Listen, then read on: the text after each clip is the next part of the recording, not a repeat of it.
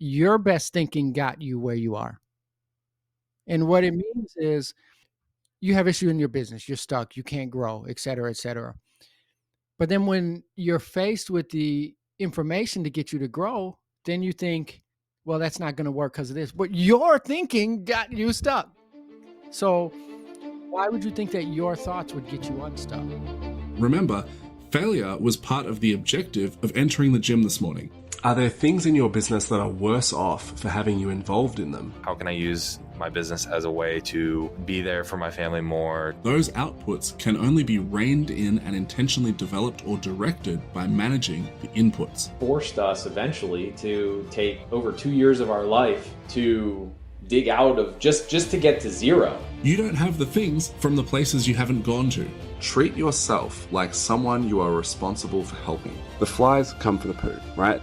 There's a push-pull effect with all of your marketing, and it needs to be pushing away the customers that are not a good fit and drawing in the ones that are.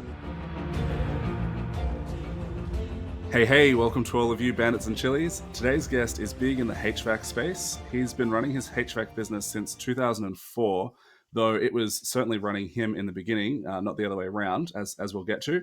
He's been married 20 years, has 3 young adult children, and is what I would describe as an edifying leader within his business, within his family. He's been coaching for some years. He was a Conquer coach, and now he's running his own coaching business. I feel like I need to do a whole episode just to introduce this guy, but we're not going to do that. So here is Mr. Michael James Johnson. Welcome. How the heck are you? Thank you. I'm doing really, really good. I'm excited to be here. I'm very excited to have you. I know that this is going to be it's going to be a fascinating conversation. So let's start on like the boring stuff, and we'll talk about like the business side of things for a minute. Maybe first of all, let's like start with the coaching. How long have you been coaching? So I started professionally coaching in the beginning of 2022. So what is that? 3 years, something like that. I've been doing it. I don't want to say unprofessionally. That's a ridiculous term, but I was doing it without getting paid for many years, helping businesses in Yeah. my community, helping businesses, over Facebook and sometimes meeting them virtually. So I've been doing it for probably over a decade. And within the last 2 to 3 years, actually been doing it. I was with Conquer, like you mentioned, which is owned by House Call Pro, and they had 30,000 clients. So myself and in a small group of people, it was only I think 20 or 30 coaches at the time, and we served 30,000 people. So did that for a couple of years, and now no longer with them, but doing it for a company called Sales Elite that I started with a partner here. Yeah, nice. And you run a couple of, or at least one, I don't know if you're on a couple of Facebook groups in the HVAC space. Mm-hmm. Yep. And so really like you've positioned yourself as a leader in that space and as a resource, which is great. I wanted to ask you how many mistakes do you think that you've made in your business, right, compared to the average person in one of those in like one of your Facebook groups? Ooh, how many mistakes have I made compared to them? I would say from what I've seen, first of all, I've made every mistake probably that can be made. I mean, I've done some good things. I've done some good things that I didn't make mistakes on. But as far as a lot of the common things, I've made them, improper pricing, limiting beliefs, believing all sorts of things, like I never wanted to hire people at the beginning because they said they're going to ruin my business and my reputation. And I don't want to charge you some amount of money because I don't want to rip people off. And just a lot of those random things that most people come into because I didn't have, I didn't have an uncle that was a rich business owner. My dad is a hard worker. He didn't own a business. So I made those mistakes, but I tend to find with a lot of the people that I consult, I just talked to 2 businesses today, this morning actually, and a lot of the people in the Facebook group said we all tend to make the same mistakes because we all take the same path. We all say, I'm done with my boss. I'm done with this company I'm working on. I'm going to start it. It's going to be way better than anyone's ever. And then you start to find that they're doing things for a reason. That Mm. that being an HVAC person, technician or a plumber or electrician is a totally separate skill than running a business. They're 2 different skills. you know? Yeah. So Yeah. I like to say that I made probably the same mistakes that most have made. Yeah. Yeah. No, the reason I wanted to go down that rabbit hole is just because, yeah, you have, obviously, you know, running your business since 2004, you've had a lot of time to to make those mistakes, and um, but by going through those, it gives you the feedback that you need as you make the Mhm. mistakes. You can correct with new data points that you now have that you didn't know before. Like, I made this decision, it revealed that it was the wrong decision by Yep. the output that it then returned to me, right? Um, Mhm. so yeah, maybe just give us a bit of a background into like what your family and starting the business and the struggles of growing both. So the background of my business was I joined the United States Air Force at 18 years old. I had never done any technical work at all. Granted that my father is an electrician. He was an electrician for 40 years. But I wasn't following him around or anything like that. There were times when I sat in his shop. But when I joined the United States Air Force, I ended up with a job working on air conditioning systems and generators. So after serving 6 years there, there's a time with anyone who serves the military knows, you work, and then when it's time to get out of the military and go into civilian life, there's a decision you have to make. And so it was sort of like, what in the world am I going to do to earn money? And I was freshly married. I got married the same time as I got out of the military. And it was almost like a coin flip where I say, what am I going to do to make money? Hey, I might as well work on air conditioners. And so I started the company. That was back in 2004, 2005 timeframe. Freshly married, started the company, had zero customers. And in the first year when my wife got pregnant with my son, who's now 20, right? He's turned 20. I think he's almost 21. I struggled, and if you read my book, the Profit Playbook, I talk about that. The first year was digging change out of the couch cushions to get something to eat. And I was a couple years in business because I just, I didn't know how to get customers. I didn't know how to get clients. I didn't know how to price properly. I was working, 50, 60 hours a week, and there was no money there. And so that was kind Mm, of my story. That lasted a little bit longer than it should. And, I talked to a lot of businesses as a consultant. There's a lot of people that say, well, I made $1 million in my first year. But what happens a lot of times is those are people who worked at a service company for a long time, and they start on their own, and they've managed, and they've done. I didn't have that. I was just a yeah. military guy who worked on machines, and that's how it Yeah, they started. have that point of reference to feel through, like what the job pricing, what the systems, etc. should be. Like their anchor point of reference is just different to someone like yourself that's kind of coming fresh into the industry or fresh into the idea of running your own business. Yeah. Yeah, and then so they bring the reference, and then also a lot of times, a lot of them were doing side work, and this is to encourage people that started. And because I just talked to a guy this morning, and he said, I hear people. I've been in business for 3 years. I'm not making money, and I see people they're making money in their first year. But what happens a lot of times is, a lot of those guys were working and doing jobs after work for years and years and years and building a Mm, client list, and then they started. yeah. So really, they're not in their first year; they're in like their 10th year. So Yeah. you Yeah. look at that's why you should never compare. You never look Mm, over at one another and say like, "Oh, Mark's doing this and I'm not doing this." No, you have a different path, and things aren't always the way they seem. Also, you never yeah. know what someone's making just because 'cause they're saying it. Anyways. Yeah, yeah, that's it. But yeah, like yeah, having that kind of side hustle that then becomes the business. That's a good bit of context as well. And comparison is the thief of joy, as they say. Um, so just by the way, your book, you'll have to give us a link so that I can chuck that in the description of like where people can find that as well.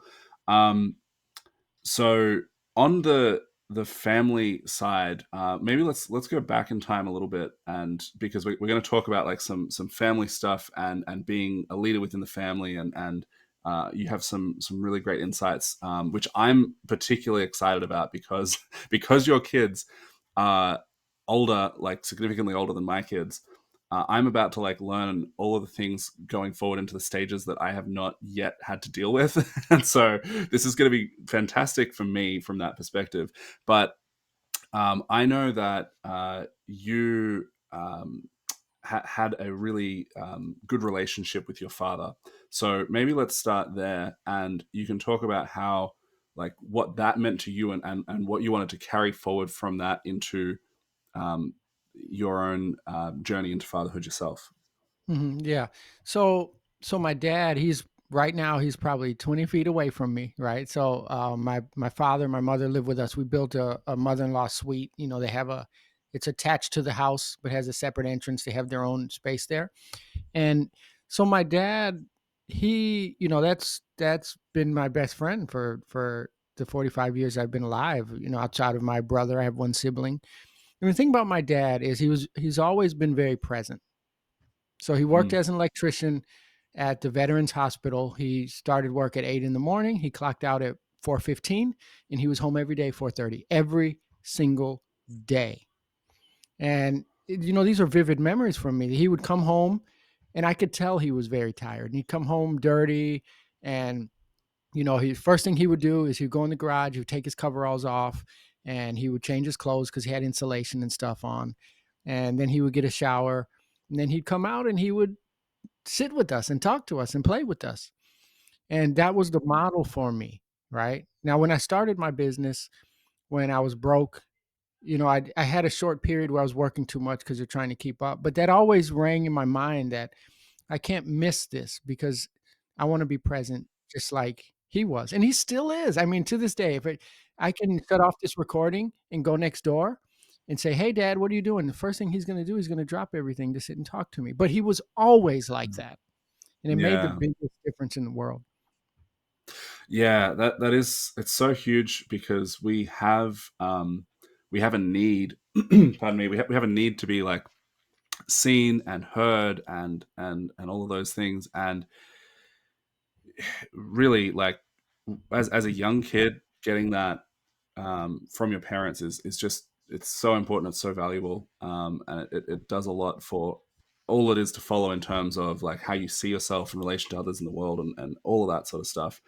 um, and so, yeah, having that background and context and that focus of, whilst there is a lot of things that I've got to be doing and I'm struggling, and we're trying to find the loose change in the couch, and work out where the money is going in this business, and all of those things throughout those very real, very concerning struggles as you're doing that, having that in the back of your mind of, I need to be present for my kids, I need to show up for them, and we can figure these problems out like simultaneously.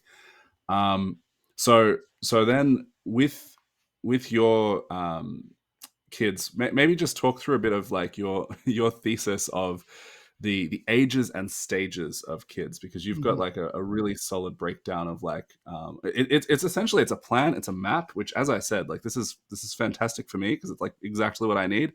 But just talk through that, like, what your idea of how to raise kids at different stages is.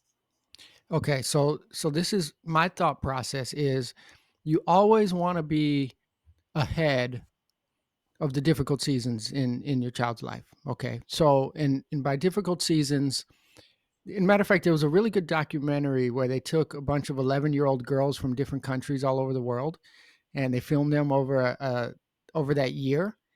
And there was kids in India, kids in the United States, kids in Brazil, 11-year-old girls, all the same demographic.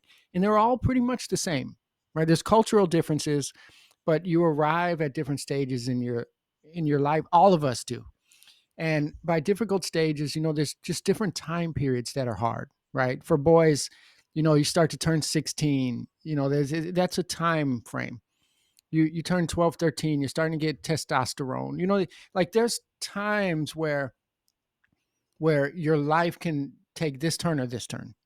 And I believe you should be ahead of those times. You should never be surprised, right? So for me, Mm. it's about, okay, if my child is 2 to 3 years old, right? They're just a toddler. I mean, they're just running around doing everything. I want to teach them then that when I say no, that means no. If I tell you to stop, you stop. And some people say, well, he's just a little kid, he's exploring. Yeah, but we're getting ahead of the time when he gets to his rebellious stage. I'm not going to wait until my child is 14, 15 and they're trying to decide who they are to now teach them how to control themselves. That's late, you know? So Mm. for me, I look at it as there are stages in your life. If you think of a car, you're going down the highway at 70 miles per hour and the road is going straight. It's not very difficult to keep that car going straight. I mean, you can almost take your hand off the wheel for a little while. It's going to go straight. But when you hit a curve in the road, that's when you have to put hands on 10 and 2 and you really have to pay attention. So those time frames, when a child turns 16, when a child, for girls it's earlier than boys, okay? So, you know, girls 11, 12, 13, they're starting to see like, am I pretty? Am I this? They're starting to listen to boys telling them who they are. With boys, society is going to tell you who you are as a man. And I believe in, we want to be ahead of those difficult times. And there's certain stages in a child's life where you yourself as the parent are transitioning from ultimate authority. And it's always gentle. There's never, you know, it's always gentle parenting. But there's times when you shift from authority, gentle authority, to, hey, get down because I told you to a trusted advisor. I'm telling you to stop doing this because of this, this, and this. And the trusted advisor stage actually starts earlier than most people think. A lot of people say, well, when my child turns 18 and they're grown, then I'm no longer their parent. Now I just have to be. No, it's way before that. You know what I'm saying? And Mm. so that's sort of Yeah. my Yeah. philosophy where I walk through. I have 3 boys, kind of walk them through those times. And I have a 20-year-old and an 18-year-old. I'm not going to wait till they're 18 to start explaining to them why I tell them things. They better know that it's because this is dangerous. It's because this will take you down this turn. It's not just because I said so, because I'm your dad. That's ridiculous. Yeah, yeah. I'm just going to go off on a little tangent to tie this back into the coaching thing, and then we're going to come back over here because I was just ahead of this call. I was listening to another podcast interview that you had done, and you were talking about your first business coach. What was his name? Paul Grizzle. Yeah, you were talking about how you had reached out. You had like you were at this point in your business where you were really stuck, and you had to learn to, despite how uncomfortable it made you feel, to take the thing that he was telling you to do and to just do it, even if it was Mhm. counterintuitive to what you were going to do yourself. Yeah. Oh, yes, definitely. Yeah, which you know, obviously, it's like if you if you're paying someone that you can barely afford their coaching, and you're paying for them, and they're telling you something, it's a good incentive to listen, because it's like, well, like that's why I'm here. But that, I feel like, is a good parallel with this, in that early stages of you're still you're kind of submitting to that authority in a sense, Mhm. and you're just doing things because they said so. Even obviously in a coaching context, they're going to explain the why, but even if you don't fully see it yet, you have to have Yes. that degree of trust that is built up as well, to say, hey, like, all right, I'm gonna do this. I'm gonna do what I'm told. I'm gonna trust that this will work out. And then as you develop over time in that, you become more adept at being able to make those own decisions, and to be able to see that, like, through new eyes, how you reached that conclusion. Um, how would you describe those two things as like a little parallel between, like, you know, like kids and coaching? Yeah, and so, and I find that in consulting, and at this point, you know, I've talked to, I don't know how many hundreds, if not thousands of business owners, because, you know, I've done Zoom calls with 300 people on there. I've done one-to-ones and sometimes thousands of people, you know, when we were doing it with House Call Pro.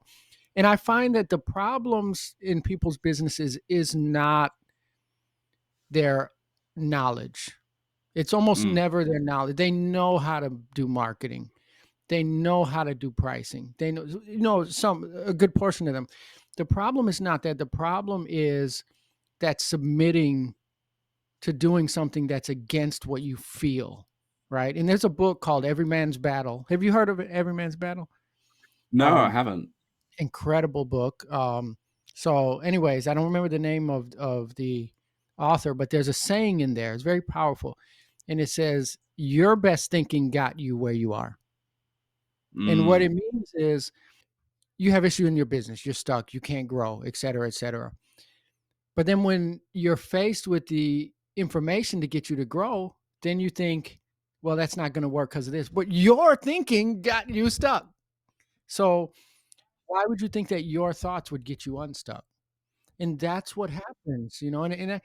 For me, I'm always adjusting people's pricing, and I already know what you're going to think if I do your pricing. You say, well, no one's going to pay that, no one's going to do this, and no one's going to. But it's always going to be excuse after excuse after excuse. Listen, I'm preaching to the choir. I'm talking about me. My coach, Paul Grizzle, it was life changing for me. We were on a call, and this was actually, it was the day everything changed for me in business. So we're on a call, and he's teaching me about so many business things, and I'm listening. And as he's talking, I'm making up excuses in my mind why it would work for him and it wouldn't work for me. You know, well, that might work. We're in Texas, and oh well, you don't know my customer base, and I can't do this, and I'm just already like shooting him down. And so in the middle of the coaching session, he stops and he says, "You know what, Michael? You're right there. It's like you have every piece that you need for success, but it's just I can't put my finger on it. It's just something stopping you." And when he said that, it because I knew what was stopping me. It was excuse after excuse, and it's the same thing like with the kids. It's tying it together. Is I mean, you've seen it with teenagers. You know, maybe you don't have teenagers, but you were a teenager. You think you're a genius, right? But how much experience do you have? I've been running my business 21 years. I talked to a guy last week that's been running his business for 30 days. And everything I say, well, I can't do this. And you want to shake these people and say, bro, you've got 30 days of experience. But it's very difficult to go against everything that you know, love, and feel to grow. It's almost against human nature. Yeah, yeah. I mean, yeah, it's pretty amazing. Like I wish I could go back to knowing as much as I did as a teenager, because I knew everything, and I don't know, I lost that somewhere along the way. But it'd be good to reclaim that mystic knowledge that's just fallen by the Yeah. wayside there somewhere. I Um, always tell my boys, I tell my boys all the time is, I have a great relationship with them. So for example, I would say, okay, my 20-year-old, right? So he's grown, he's 20. And then when you do things and then they feel bad because, oh man, I should have known better. And I think, okay, so you're 20. So you really only became self-aware probably like 4 years ago. Like, just 5 years ago, you were 15. So you're not mm, even 20. As an adult, bro, you're 2. yeah, Don't feel yeah. bad, don't feel bad for being 2 years old and not knowing. And, those are the kind of parenting things and business coaching things that you have to have between student and leader is it's okay to not know that. It's okay for the first time to learn something that should be basic. You're new at this. Let Mm, yourself be a teacher. And the teacher side, the parent or the business coach, accept the fact that you do know. And I struggled with that as a consultant for a long time. That's the imposter syndrome. Like, well, mm. what do I know? And I'm going to tell this guy things. As a teacher or as a parent, accept the fact that you do have experience. You are the person God gave to them to walk them through this season of life. Yeah, yeah. Just on that comment about oh, what was the quote from that book again? Your best thinking got you where you are. Yeah, yeah. There's another one I heard recently that's like that pairs well with that, like a fine wine, which is what you know is what you're doing, or what you know is what you're living, something like that. Mm, And essentially, it's like there's different types of knowledge. Like you can know conceptually how to make a cake, right? But the knowledge of actually doing that and getting a perfect result when it comes out of the oven, there's a lot of extra nuance that goes into that beyond just the idea of the recipe. Like, oh yeah, we mix this in the bowl and we, whatever. And it's just like there's so much, and most of the difference in that knowing doing kind of gap is the boring nuance of like how you flick your wrist when you're whisking or yeah. whatever. Like it's kind of it doesn't feel like as important of a knowledge in some way, but it's like that's where all the difference is. The devil's in the details. And Yeah. we all know more than we're doing. We're all aware that there's like things that we could be doing better, but at the end of the day, like you said, your best thinking got you here. if you're feeling stuck, it's going to be because of that. It's like you can see it. You can see it right in front of you, and it's frustrating. It's like it's like the classic like Homer Simpson thing with the barbecue pit. Like it's like, wow, that is one fine looking barbecue pit. Puts the box down. Why doesn't mine look like that? It's that exact Yeah. thing. Like we know how it's supposed to be per the recipe, per the instructions, but if the output is different, that's what's going on. There's just probably a lot of that little minutia, nuanced stuff, and coaching can really help you with that, and parenting can really help you with that. So Yes. bringing this thread back to the kids, Hmm. from like, let's just say up to age 5-ish, in that range, Hmm. you are establishing gentle authority, but it's essentially, you need to do what I say, right? And we're just like, we're setting the we're setting the boundaries of life. A lot of the parenting at this stage in life is just keeping them from self-harm, and from doing things that will cause their own demise. And then after that, like moving into the next stage, let's call this, like, I don't know, you can draw the lines if you want, but let's say like 6 to 10, that kind of range. How does that focus shift for you? Like, what's happening there that you need to be anticipating the next thing, bringing it forward? What are you teaching kids at that age? Yeah. Okay. So when they're super young, I think the gentle authority, like, hey, sit down because I told you to. It doesn't necessarily have to be a reason, right? So that super young is just the fact that you're gonna stop doing them because I told you to, because that's you practicing how to deny yourself. That's what that is. Mm, A little kid has to learn, because you're not in this world, you're not able to do everything that you want, and that's a fact. mm, Should it be that mm. way? I don't know, but that's the way it is. You can't have everything. You can't drive by a house and it looks beautiful and you want to see what it looks like in the inside and go inside. You can't, right? Right? So they have to learn they're very, very young. So if it's a matter of they want to jump on the couch and I tell you to stop, you don't have to understand. You just have to learn that there's things that you can't do whether you understand it or not. So it's a very early lesson. And then when they're moving, so at that point, when they're moving forward, then we're starting to get ahead of the age where they're going to start embracing their sexuality. They're going to start, embracing, they're starting to get hormones. They're starting to recognize what the world is telling them that they are, right? Because the world targets people at a very early age. You have Mm. these boy bands and these girl bands and these TV shows. They're not just entertainment, they're an identity, and they target a demographic. There's not a Mm. single show or cartoon or anything that any of our kids watch where there's not a board meeting where they say, what is the age range of the people watching this? Oh, this show is for 10 to 15. Oh, this it's Yeah. targeted for your E- kids. even the words, like, even I think this is true of teen and teenager. I think that was a demographic word, and then same with tween, right? Mhm. That word, it comes from dividing down into demographics, from marketing, from all of this sort of stuff, right? So, like, yeah, Yeah. that's very much happening. Yeah, they're very much targeting you. They're to sell you a product, which is okay, who cares about the products? But what happens is they're attaching an identity to those products, right? So your kids are looking at how to dress, your kids are looking at how to act, your kids are looking at how to behave. I know for a fact that the music I listened to when I was a teenager affected my behavior. It did. It did, right? And so, but we want to get ahead of that. We want to be proactive, not reactive.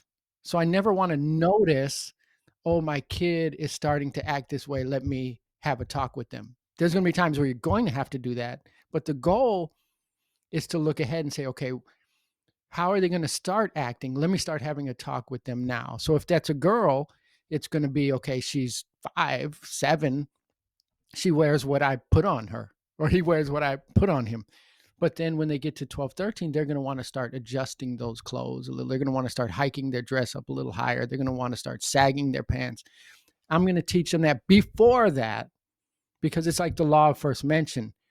If I can get to them first, then they already have an idea of what it is when they see it for the first time. Or you can do the opposite. They can see it for the first time first, make an idea of whether they like it or not, and then you have to come behind that and unconvince them. So I think to answer your question in short, the identity conversation comes up, which is, who are they? So teaching your kids who they are should be a running thread from the time they're born all the way through. But it starts to get really, really intentional at that tween kind of age where they're getting to be 11, 12, 13, 14 of this is who the Johnsons are. Okay. This is who the Macaulays are. I've had many talks with my boys and I say, hey, what kind of man do you want to be? They have to decide that at an early age. I don't want them deciding what kind of man they want to be at 16, 17, 18 in their child mind with all the hormones and everything. I want it to be set. This is the kind my dad, um, I remember I remember one day my dad came home from work and he was an electrician. He had these little shirts that had the pockets in the front and you put like a little notepad in a little pen. And I remember one day he came home and he leaned over, he gave me a hug, and something fell out of his pocket. It was a little note, and he grabbed it and picked it up.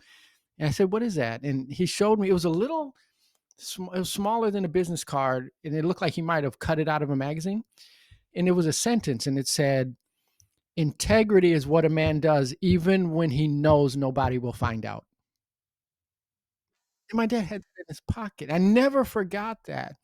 That's deciding who you are, right? So I decide who I'm going to be. So no matter if, like my kids, if they decide who they're going to be, then it doesn't matter if daddy's going to find out or not, or mommy's going to find out if I'm going to get caught, because this is who they want to be, right? So I think the identity is super important.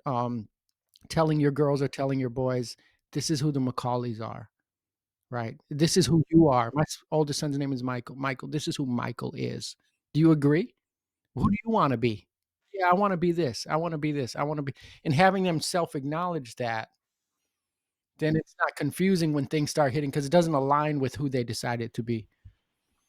Yeah. So like on a sort of psychological brain development angle, I think it is a lot of that kind of stuff happens is really like core embedded into your identity by about age 8. Like even a lot of the things that you're talking about, it's really interesting how when you're reflecting on those little things, um, memories of your early childhood and with your dad and that kind of stuff, it's you have just in the way that you're describing it, like I can see that you're still seeing that like through a child's eyes, right? You have those memories embedded in that way, but all those little things, and this is this is the constant fear for us parenting is with our kids because our oldest is 5, probably just a little bit before now is where this really started, but where we'd be doing something and we're like, oh man, like I wonder if this is going to be a core memory. Are we? Mhm, Is yeah. it? Are you going to remember this amazing trip that we took and this like really cool thing that we did and this, or are you going to remember that mistake that I made or whatever? Like what's Mhm. going to make it? What are you going to hold on to from your childhood? And the reality is that they hold on to pretty much everything one way or another, even if it's not a conscious memory. It's going to be in there somewhere in some way. But a lot of that stuff is happening early, and I wanted to ask. I actually don't know the answer to this question, which makes me a bad interviewer to ask a question I don't know the answer to. But um, do you have, because obviously in your business you have core values. Do you have specific core values for the Johnson family? Yes, a million thousand percent. Um, s- so the kids know. I mean, if I pulled them in here, there's two things that I know they would answer. That's a standard for our house that's been since they were little, right? So number one is no direct disobedience. Okay.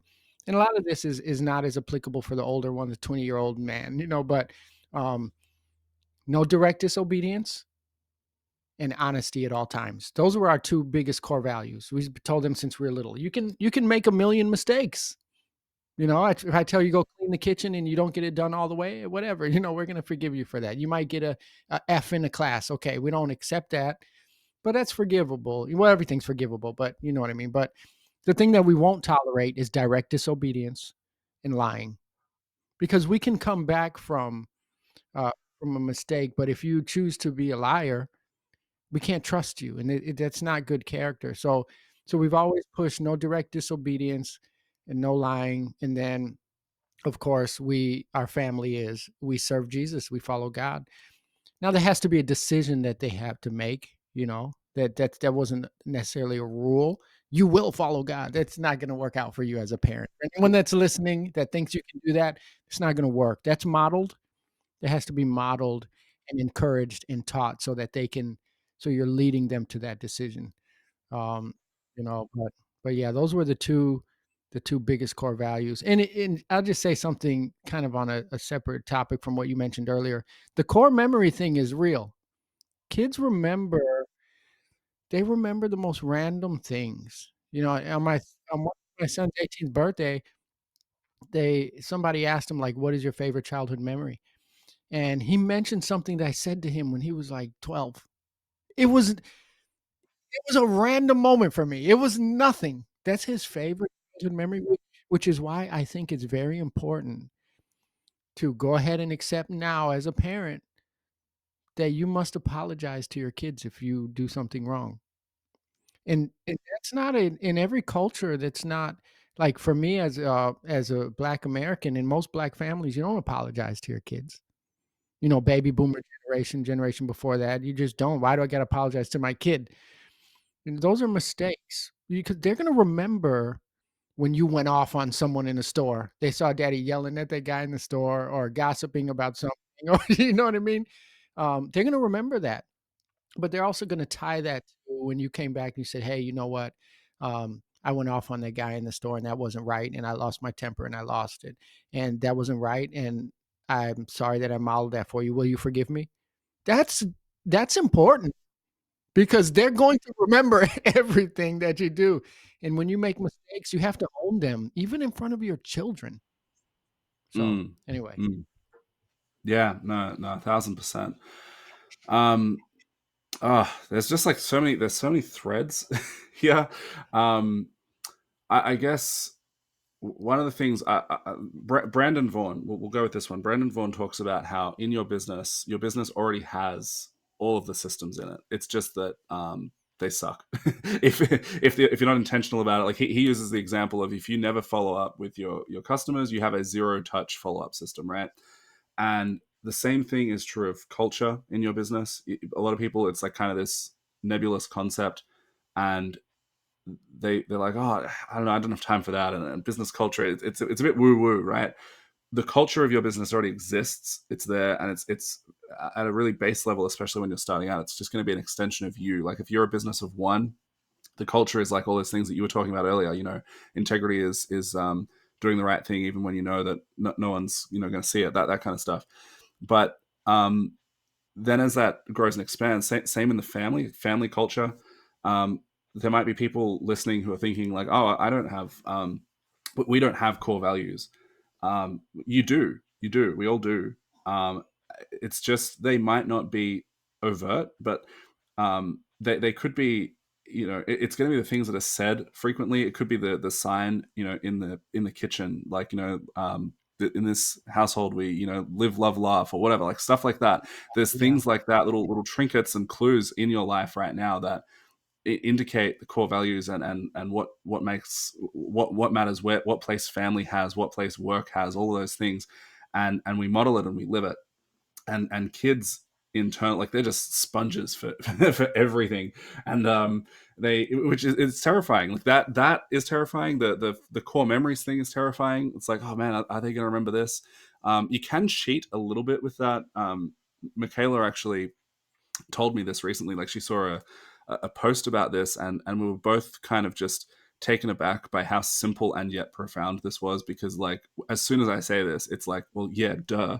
But with the memories for kids, if there's like a trip that you do or an event or a thing that you really want them to remember, just literally talking about it, just talking about that, reminding them about it, that happened, and having conversations with that well after the fact, you can get more mileage out of it, and it's going to embed itself as more of a memory because like they are connecting it to more things, right?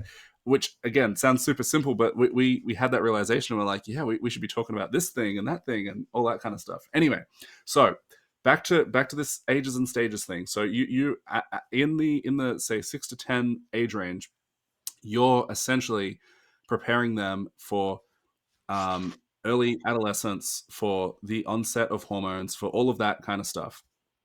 Once that is beginning to hit, or in that early stages, like say 10 to 15, or again, you draw the lines where you want, what are you starting to do then? And actually, I'm going to, just as a footnote to something that you had said previously, off call, in that age range, pre 10, I think is when you mentioned that you would start getting them to do a lot of the life stuff. So Mhm. you use the example of like calling the mechanics to check if the car is ready, checking out at the shops to buy their own stuff, placing their own order at a restaurant, that kind of thing. So yeah, take it from there. Yeah, yeah. So and that's a good point because everything should be done the entire stage from 0 on. It's just some things are like, okay, right now we're doing a little bit more of this, you know what I mean? Yeah, Um, yeah, but yeah, so and that's exactly right. So for me, when a kid is 16, you should have been doing the stuff that they needed when they're 16, when they're 10, right? When they're 10, you should have been doing the stuff to prepare them at 10 when they were 5. So you should be getting ahead of it. So when they're 15, 16, you kind of already, handled a lot of the identity stuff and you're just managing it because it's still a struggle then because that's what you're preparing for. So you're paying extra attention because it's a curve in the road and you need to have more hands at the wheel right then. So you really need to notice. But now you're trying to prepare for their adulthood. And because if a child is 18, I see this constantly. I've been in youth ministry 20 years. This is my 20th year in youth ministry. I talk to a lot of parents. Is kid turns 18, they're going to college or they're starting their first job or whatever, and it's like, well, you should know this, and you should. They're taking their car to the mechanic for the first time at 19, 18. No, this stuff should be. You have a car. You and your wife have a car. Your child is 12. Why can't you take them to the mechanic and you can talk to the mechanic and then have your 12-year-old give them the card? It's a simple task. I know it sounds corny. I know it sounds cringy, but it's very, very important, right? So my 12-year-old son, last summer, we went traveling. We saw this big comic shop. He said he wanted to go in and buy a Sonic the Hedgehog comic. I'm not going in to buy it, despite the fact that he was 11. You go in and buy it. Am I going to be pretty close to him? Yes. I'm not going to have him get kidnapped. I'm not saying, uh, but I'm going to be nearby, but I'm not going to be so close that he still feels comfortable because I'm there. I want to be in the back of the comic book shop watching him so he feels the discomfort that he has to wait in line by himself, that he has to give the comic book, that he has to count the change and get it back from the guy. I want that uncomfortable feeling that he can't just turn around and ask me, "Oh, Dad, did he say, do I give him a 20 or 50?" Figure it out so that you have these adults that they learn how to figure things out on their own. My 18-year-old today, his car had to fix all his brakes. It's well over his budget. It was $1,000 to get my 18-year-old son doesn't have $1,000, right? I paid for it on my card, but hey, I gave him my card and said, go to the mechanic. Well, what do I ask them? Blah, blah, blah. It doesn't matter. You figure it out. That's all I'm going to do, and at this point they handle it, right? And so you're doing those life skills then. Anything you can possibly be doing. When they're 16, 17, they should be learning how to get insurance. They should be learning how to buy a car. They should be learning so that you don't struggle when it's time to move out and you're like, man, geez, So everything is ahead, ahead, ahead. Um, I mean, they should be learning about marriage. They should be learning about relationships. And at some point, they're going to be teaching you, right? Isn't that the way it goes? At some point, they're going to turn around and be preparing you for your elderly stages. I mean, I think that they start doing that right from day dot as well. Like even what you were saying earlier about like their identity and who they are, that we're in the thick of that stage right now where like these little flashes of personality come through, or these little kind of things that have been there all along, but then something happens and we put pieces together and we go, oh, like this is, like it's probably only maybe in the last 6 months, maybe a year, that we've really identified that our oldest, Felix, he's a maker. He's creative. he, you know, that's his space. He's really good at taking a vision from his head and expressing that in something that he builds or something that he draws or whatever, right? um but and like other little like personality things that come along the way, and looking back it's easy to see those threads, but at the time, like, you know, when a 2-year-old, they can't like communicate, or they don't have the ability to do a lot of this stuff. And so we're constantly learning more and more about who they are from that kind of thing. And then we're able to edify them and say and draw attention to, like, hey, you're really good at this. We can start like telling them what we see in them, like telling them who they are in a kind of reactive way. But it's just like we have more life experience and context to be able to say, this is what we're seeing. And sometimes even as an adult, it takes someone else seeing something in you, for you to be able to realize, like, hey, yeah, like I am a maker, aren't I, you know? Mhm. And Mhm. back to the comic book example that you gave, right?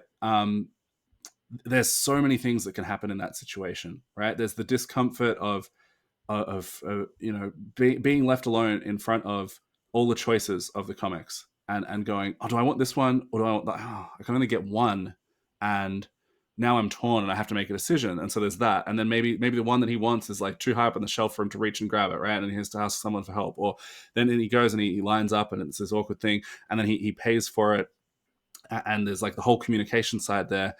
And then maybe they give him like the wrong change or something, and he gets shortchanged, and either he doesn't notice it or he notices it, but he doesn't have the confidence to say something. Like, there's so many things that can happen there. And if you repeat that same thing over and over and over again from the time that they're, you know, 8 or whatever, by the time that they're an adult, they're going to have like all these like really embedded memories of, oh yeah, like I remember that time. Like, I remember when I was 9 and they didn't give me the right change, and I knew it, but I didn't say anything. And I'm like, they're never going to do that again. And it's like, at the time, it's probably like it's 50 cents, but then they have that experience baked in from years and years of experience of this stuff, like you say, that they're going to need at a later stage.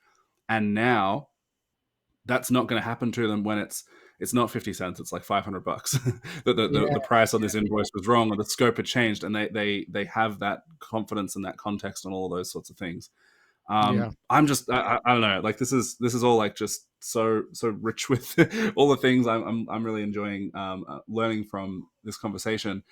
Pick at some of those threads. Like, I know that I'm kind of just picking at random things, but like, what are you thinking as I'm saying all of that, Michael? Yeah, no, I think it's amazing, and then what tends to happen is you end up having a leader, you know, 'cause your kids are going to school, they're 16, 17, you're not there, they're in school, and what happens is they tend to be a leader in the classroom and a leader at school because their peers are not doing all this stuff. You know, by the time you're in the ninth grade, the rest of the ninth graders in the school haven't paid any bills. They haven't paid the mortgage on your card and logged into the bank and see how much the mortgage is. They haven't called the electric company to see, like, hey, why is no one else in their school has done any of this?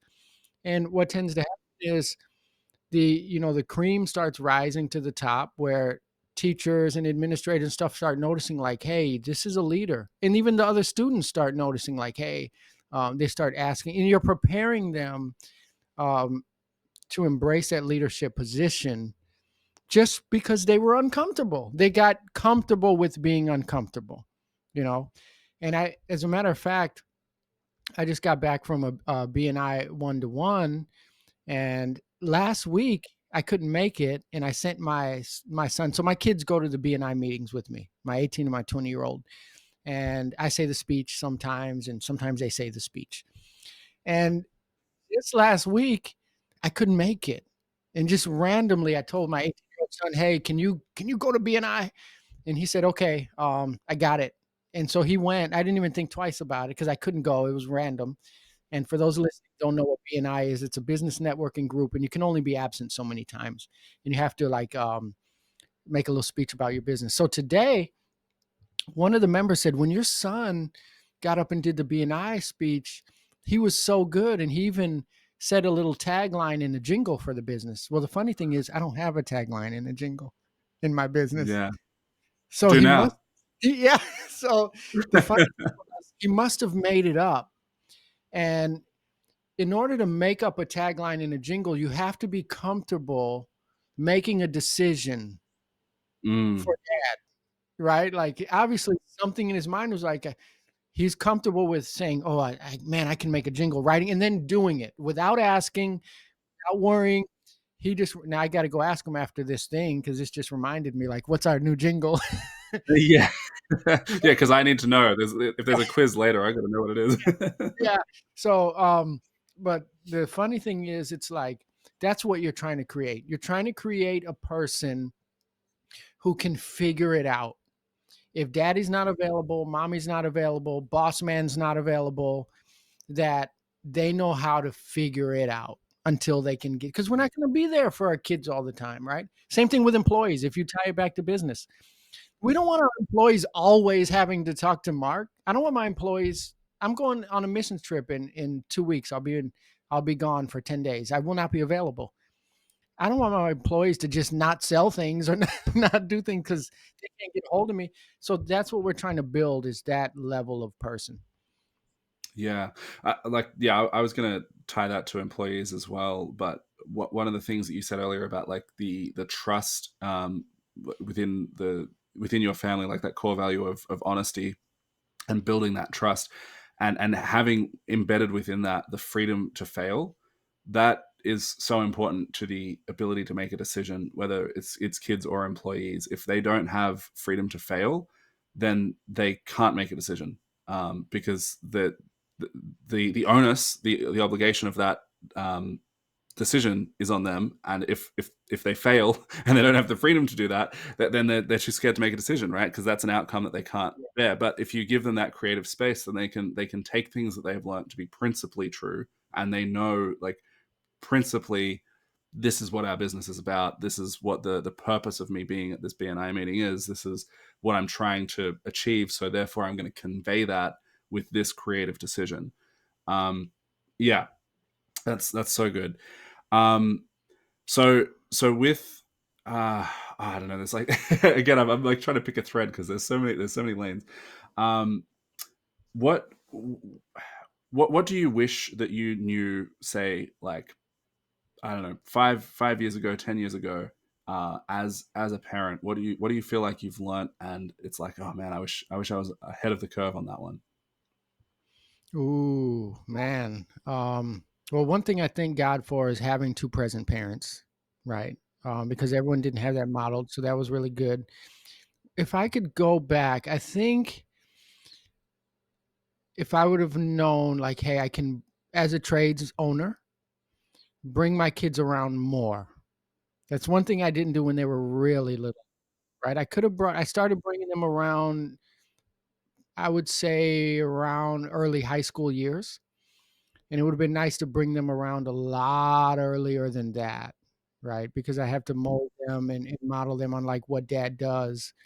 Because it's, for me, something that I missed that I know now is I taught them the core values of the family. I taught them the core values of all that, but not necessarily, because a lot of times, kids are living in a house, they got their bills paid, they have everything, but they don't know what it costs. I wish I would show them what it costs. Like, sure, daddy's making this, daddy's making that, but this is what it costs. It costs a lot of literal, people say blood, sweat, and tears. I've literally bled, I've literally cried. Obviously, I sweated because I work in hot attics, but that they would know what it cost. And it's different to tell them, because we always tell our kids, hey, we work hard for this, but to actually, you come with me and you shed some blood and you shed some sweat. Probably won't be tears, maybe, but then so you know what it cost very early on. And you see that in a lot of families that immigrate from one country to another. You see a different kind of person when you talk about immigrants specifically, because kids learn at a very young age what it cost. You're traveling from one country to another. But if you're not an immigrant, which I'm not, my mother was, but my kids haven't seen that. So you kind of just grow up with something existing. The house existed when we were born, the car, to kind of show them what it costs to get that very much earlier than what I did. Yeah. No, that's great. Um, Yeah, I think that that kind of ties into the cake thing I was talking about earlier, like the blood, sweat, and tears.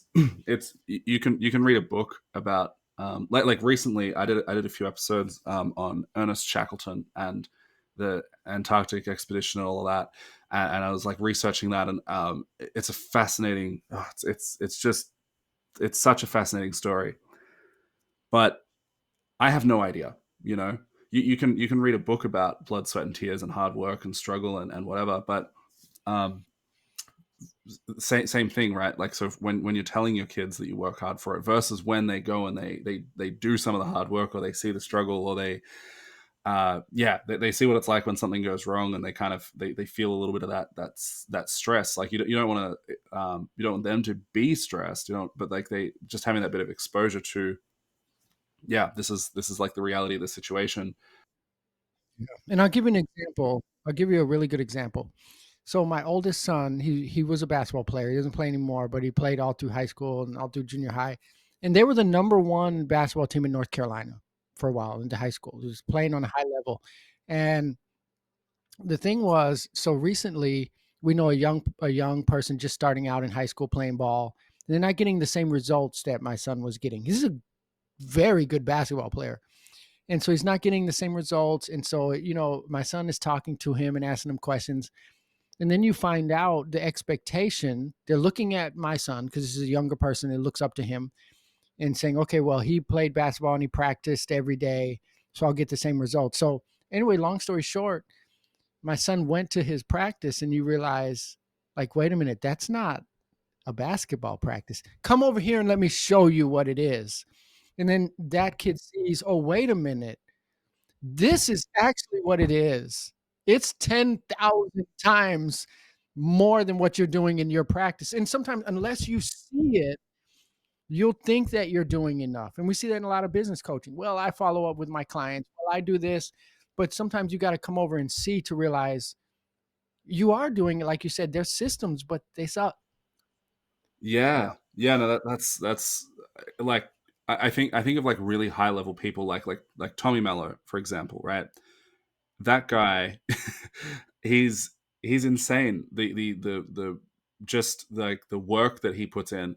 I I don't know the work that he puts in, and I what I do know is I'm confident that I can't even really fathom it. And that if I was to tail him for a week or something and see like what his life is like and see what he does and the level at which he's operating and what it means, what hard work means to him, Yes. I would I would like learn a lot from that, and I'd be like, oh, okay, right, like, yeah, I'm not doing that. That's not Yeah. the level that I'm at. What And so hard it's like work when means someone is to him. That's a powerful sentence. It's like hard yeah. work, but it means something different to each person. Yeah, well, I mean, that's literally like that's essentially what you just said, though. It's like Yeah. that's not a basketball practice. This is a basketball practice. That's what this thing is, because you can think that you're doing it. Like another thing that with like consulting is people will do what I call like a box ticking exercise in their head, and they think that they do a thing, and so therefore they tick that box, and then they're closed off to doing more of that thing. Uh, the biggest example I use for this is referrals. People think, oh yeah, referrals. Yeah, people refer. Yep, tick. Yeah, we get refer. We do referrals. Yep. And it's like referrals is such a huge topic. It's almost this bottomless pit of gold. Like you could hardly ever exhaust all your options of how you can incentivize and systemize and get more referrals. But if you tick the box because someone said you did a good job and told their mum, um, then you're not going to do that stuff because you think that you're already doing it. And it's the same kind of concept of like we think that we're working hard, or we think that we're what, and it's not to say that working hard is the be all and end all. The point I'm kind of getting at there is just like the appreciation for what a thing is. Yeah. Yeah, I think more important than like the hard work is like what I'm always sort of talking about is making sure that your business is serving your family, rather than your family serving the business, and that Yeah. can look different for everybody, right? Like what Yes. that means to Tommy Mello is different to what that means to me, and so I don't necessarily feel the need to emulate his level of hard work, but I can understand Mhm. that there's a dissonance there, and I can appreciate that whatever that is. I don't know what it is exactly, but I know that he's working a lot harder than I am. But my main thing is like, how am I making sure that my business is serving my family? And that's like that's the That's goal that contextualizes the rest of it. yeah. That's why, I mean, you can go. I've been on, I can't tell you how many video. I have 500 videos on my YouTube channel alone, right? Yeah, And the videos that I've done, you can scour all of them. You're never going to hear me talk about my company revenue. You're never going to find it. And that's on purpose. I do that on purpose. If people ask me, I will not answer the question. This is why is I don't like the game of people comparing what I do versus what you do versus what Tommy Mello does, because revenue is not the goal of business, right? So for me, if you make a million and this person makes 5 million, this person makes 10 million, this person makes 100 million, but what does that mean? Does that mean you've been divorced 5 times and your kids have a bad relationship with you? And I'm not talking about Tommy Mello. I'm not talking about him. We're talking about business. I don't know anything about him. But those kind of examples, when you look over and you start saying, you should get to 2 million, you should get to 5 million, you should get to 10 million. I'm doing this, I'm doing this. That's not important. For me, for my business is I don't work in the business. I don't leave my house. I'm with my kids. I'm with my wife. That's what I want. What do you want? And we can't, there's not a dollar number on there. Like Josh Latimer always says, find out what your why is. And then like, what does $1 million mean to you? Does that mean that you're able to spend time at home with your kids? Does that mean you get to take one vacation? That's what's important, right? Not just chasing the next million, 2 million, 3 million, 4 million, 5 million, 6 million. And that means going further and further away from your kids. I experienced that. There was a group of years where I found out years later. I mean, I remember I asked my wife, hey, we should take the kids to the zoo. They've never been to the zoo. You know what she told me? We went to the zoo almost every month for 2 years. I didn't know because I was working. That's not a win. So if I tell you I made this X amount of money and then you find out I didn't even know my kids went to the zoo for 2 years, that's a L. We say in the States. yeah, That's a loss. yeah, So yeah, so it is about what does it mean for you? How does your business and your goal align with your goal for your family? That's a true win, and it's not revenue based. yeah, yeah. No, 100%. And yeah, I think that the metric side of it has some place because it helps people to give something to shoot for and to contextualize things in the same way that like if we could put a metric on, just to use that example again, like on the level of hard work when comparing a Tommy Mello or someone, if we could like really put a metric on that and say, oh yeah, that's an 86, and I'm currently operating at like a 43 or something. It's like, okay, that helps to contextualize it, but it's not easy to do that. We can do that with the revenue side of things, and so that can sort of help in some sense, but it is limited, and then it becomes a distraction. Yeah. um It shouldn't be purely based on the competition. I shouldn't get to 2 million because Mark did it. It mm, should be, mm. I want to get to 2 million because that means I have something to shoot for. So it's Yeah, it's not like the a end reverse goal. engineering of like the goal of like what it Mhm. is that actually matters. Like, why are we Yeah. doing this in the first place? Yeah. Um, let's talk about just for a sec, or like, well, for as long as you want, really. But um, on the marriage front, so your wife is Trinae, right? Mhm. Yep. Yeah. So same kind of question I just asked. Like, if maybe let's go like all the way back. Let's go like you guys have been married for like 20 years, all the way back. What do you wish you knew about marriage? Like if you could go back and spend 5 minutes with your younger self about to get married, what's the fatherly advice that you'd give to him? Oh man, if I could go back, I don't know if I was a very smart guy. I would probably tell You myself a don't know if lot. you'd listen. Yeah, yeah, yeah, yeah. It's actually a really good scene. I'm a big Star Trek fan, and in one of the new Star Trek movies, young Spock gets to talk to old Spock, and it's one of my favorite scenes because that dynamic is very powerful. And I would go back and tell myself, first of all, I would say, you need to listen to hear what the person's saying. Don't listen waiting for her to finish talking so you can respond to what she said, right? So don't listen to respond, just waiting for your next turn.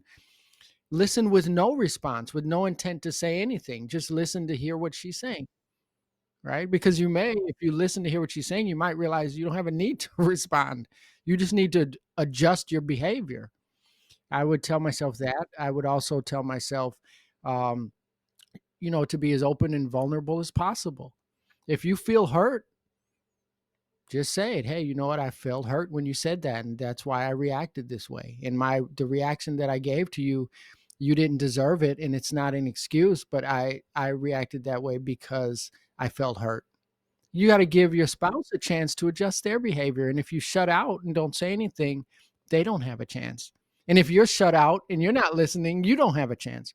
So, in my last, because we've been married 21 years, in the last portion of that, it's been a beautiful, transition, especially for me as a man, because testosterone, right? Pride, the need for respect. It's been a journey into being vulnerable and saying, you know what, I feel a little sad today because I feel business isn't going well and I feel like I'm failing. Or, I feel hurt when you said this. It's those things aren't as normal for all men as it is for some men. I have a baby boomer dad. He's born 1949. Do you think you know what I mean? That's but to learn like how to just be as open as possible, I would teach myself that. And I would probably, if I had one sentence, I would just say, Michael, get over yourself. You're not that important. That's great. Yeah, my wife actually recently sent me a link to a podcast, and they were talking about girl dads and basically how how important modeling as a father figure to a daughter is in particular, because like she's essentially going to grow up, and even when she's in her 20s or 30s or whatever, what she's looking for in a husband is basically going to be 90% modeled on what her relationship with her father was. And one of the points that they made was just like when your daughters come to talk to you, to tell you something, to speak to you, just like giving them that full attention, right? And I think obviously the same thing would apply like to sons as well, but there's differences in terms of like the social expectations and the internalization or whatever. But like for girls, having that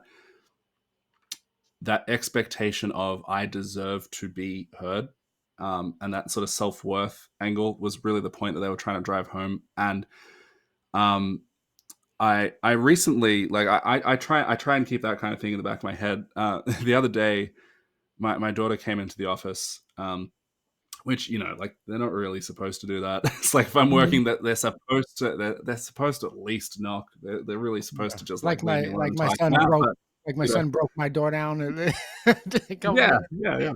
yeah. It's it's the boundary, but it's kind of a suggestion anyway. So she's come in, and she's just said, she said to me, hey Dad, do you want a sticker? And I said, I would love a sticker, and I just like turned and gave her my attention and let her put a sticker on my hand and gave her a hug for, it was literally like just 15 seconds. I didn't rush it. She came in, and the entire interaction from what she was wanting out of that situation took 15 seconds. But it would have been a totally different dynamic if I had have not done that. If I was like, no, get out. Like I'm busy. Leave me alone. And there's times where I've done that too. So it's not like it's just having that awareness of like, this is what I'm trying to shoot for. Yeah. There's so much in here. I really appreciate your time coming on, Michael, and talking about all of this stuff. Any closing thoughts? Any final things that you'd like to land the plane with? No, man, I think this is amazing. And, so many times you said in this conversation that there's so many threads off of this, and it's true. This is life, and it's hard. And, we don't always figure it out. We make mistakes. I make mistakes sometimes. Still, I have to apologize to my kids and to my wife. Sometimes they have to apologize to me. And it's really difficult. And, if for anybody that's listening and saying, well, I don't have any of this figured out, guess what? None of us really do. You just do your best and you learn as much as possible and you do your best. Figure out who you are as a person, because we spend a lot of time talking about how to raise our kids and to kind of teach them who we are. And we have to do that for ourselves. The first thing is find out who I have to find out who I am. Who is Michael Johnson as a dad? Who am I? What are my standards? What kind of man am I? And then and only then can I build a relationship with my kids and tell them who they are, or build a relationship with my spouse and tell them this is how I want to be treated. And this is how, if you don't have a standard for yourself, you never took time to really figure out who you are and what kind of person you want to be, it's going to be very difficult to do the things that we talked about in this episode. Yeah, and whether it's kids or business, like we don't get a trial run at it. Like you start being a dad when you start being a dad. you might have had like siblings or nieces and nephews or whatever that you could practice on, but it's completely not the same. And it's terrifying, the mistakes that you kind of have to make along the way to figure this out. And that question of like, what would you do differently or what would you tell yourself if you could go back 5 years or whatever. There's always going to be something like in 10 years from now, you could go back 10 years and you'd have like this golden nugget of advice of a thing that you wish you knew then at that stage. But we've just got to do the best we can with what we've got. Yeah. Love it. Love it. Yeah. No, awesome. Thank you so much for coming on and for sharing your time and everything. I've really enjoyed it and I appreciate you. Awesome. Thank you. No worries. Oh, and one final thing, got to be like semi-professional around here. Where can people find you? Okay, so you can find me mainly on YouTube. If you type in Michael James Johnson HVAC, you will find me. I put the James in there because there's a very famous athlete called Michael Johnson. So Michael James Johnson or Michael Johnson HVAC, you'll get the track athlete. But that's how you find me. Yeah, cool. I'll find the channel. I'll pop a link in the description as well to make that even easier. And thanks again very much for coming on. Thank you. Hey, you're a family-oriented business grower. You should join our free group for family-oriented business growers. It's like the perfect place for someone your size and shape. Join via warplan.au, link in the description, and whilst you're there you can book a free clarity call with me to help identify the next 3 dominoes you need to knock over in your business.